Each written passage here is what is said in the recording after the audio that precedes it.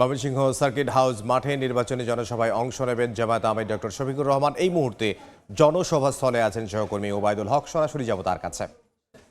হিসেবে বাংলাদেশের বিভিন্ন জেলায় সফর করছেন জামায়াতের আমির ডাক্তার শফিকুর রহমান। সেই প্রচারণার অংশ হিসেবে ময়মনসিংহে আজকে আসছেন জামায়াত আমির। ময়মনসিংহ নগরের ঐতিহাসিক সার্কিট হাউস মাঠে তিনি আজকে এই নির্বাচনী জনসভায় ময়মনসিংহ জামায়াত এবং 11 দলীয় নির্বাচনী ঐক্যের নির্বাচনী জনসভায় তিনি কিছুক্ষণের মধ্যেই মঞ্চে এসে উপস্থিত হবেন।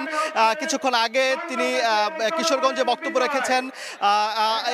এই মুহূর্তে কিন্তু সার্কিট হাউস মাঠে নেতাকর্মীদের ঢল নেমেছে। এখানে পুরুষের পাশাপাশি যে যারা মহিলা জামায়াতের মহিলা শাখার নেতৃবৃন্দ কর্মীরাও কিন্তু এখানে উপস্থিত হয়েছেন।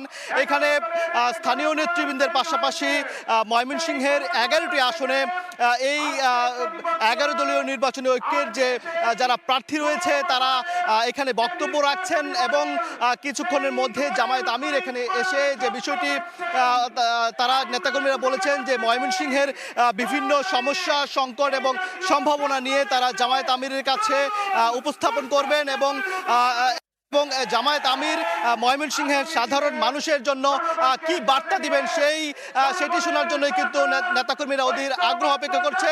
এবং এই ময়মনসিংহের এই জনসভায় নিরাপত্তার জন্য কিন্তু সব ধরনের ব্যবস্থা গ্রহণ করেছে আইন শৃঙ্খলা রক্ষাকারী বাহিনী। তো এই ছিল ময়মনসিংহ থেকে আমার কাছে জনসভার সবশেষ খবর।